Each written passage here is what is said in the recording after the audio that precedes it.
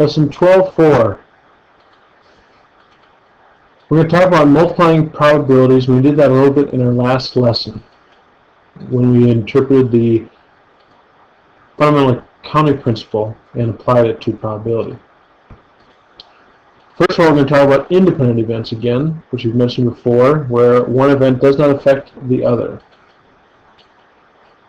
So two independent events are a sequence of events where one event does not affect the other event.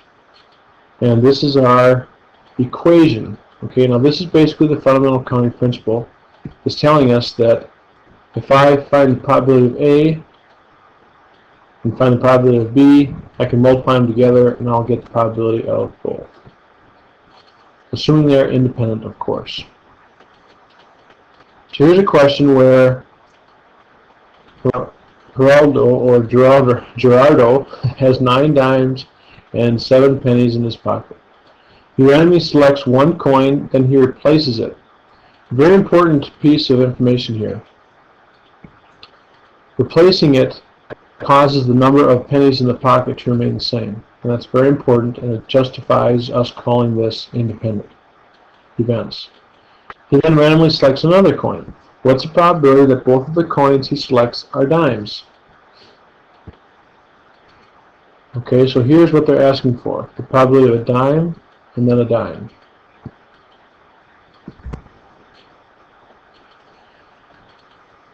So we will find the probability of each case and multiply them together. So we have 9 dimes out of a total of 16 coins in his pocket. So 9 out of 16 represents the probability of pulling out a dime. Because he replaces it, you have the same probability again. So the resulting probability is the product of those two probabilities. So 81 out of 256.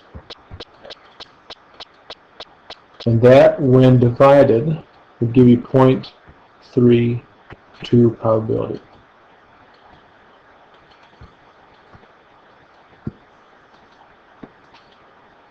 And you can go beyond just 2 events. You can do as many as you need. Here we have 3 dice are rolled. What's the probability that 2 dice show a 5? So 2 dice show a 5, and the third die is an even number.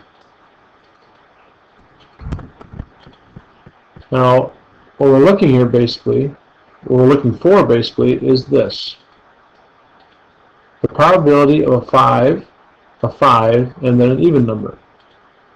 So we want to consider each independent case, okay, each independent piece. The probability of rolling a 5 when you roll a dice is 1 out of 6. Each dice is independent, so the probability does not change. Probability of even is 3 out of 6, or 1/2.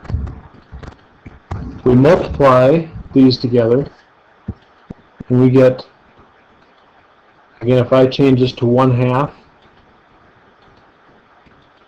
we'll get 1 out of 72. And that's the probability of rolling a 5, and then an even number.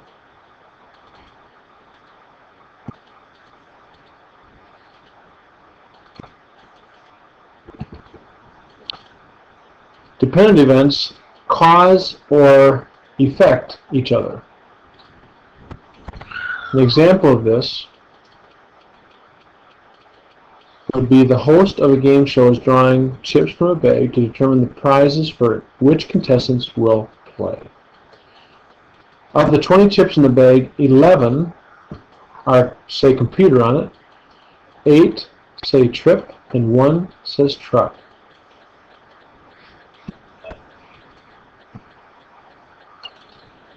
Now, the key element here is that he does not replace the chips after he draws. Now that affects a lot of things. What's the probability that you get a computer then a truck? All right, well, let's find the probability of each one. This, in other words, we are looking for this, the probability of a computer than a truck. Well, the probability of the computer times the probability of a truck affect one another. So if I have the probability of a computer and there is 11 chips that say computer on it, and I divide it by 20 because there are 20 chips in the bag when they first start, I now have to consider the fact that the probability of a truck is 1 because there's one chip that says truck on it, but there are now only 19 chips in the bag. That changes because of the chip that was kept. It is these two fractions that we will multiply. And in this case, we will get 11 out of 380. How about 2 trips? Well, then this is what we're looking for. The probability of a trip, then a trip, which is equal to the probability of a trip times the probability of a trip. And a trip is 8 out of 20, but if he does not put the chip back, then you have only 7 chips remaining that say trip on it, and only 19 total chips in the bag. So both the numerator and the denominator are affected in this case. And we multiply them together, and we get 56 out of 380.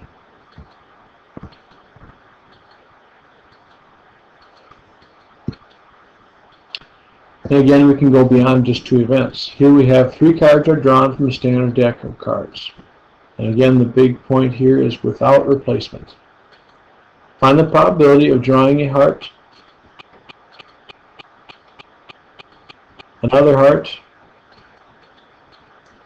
and then a spade,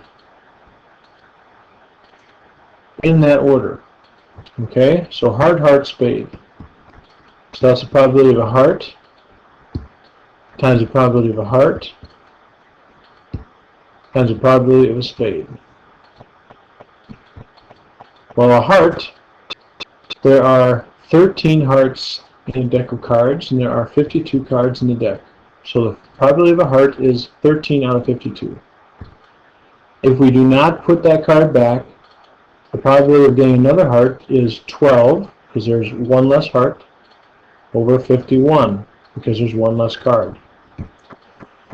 The probability of a spade, well, we have not picked a spade yet, so there's 13 spades. But now again, we have one less card in the deck, so we're down to 50. So the result would be the product of those two things, or those 3 probabilities. So 2028 over 1,332,600. And that reduces down to 13 out of 850. So the examples of independent events and dependent events. This ends lesson 12.4.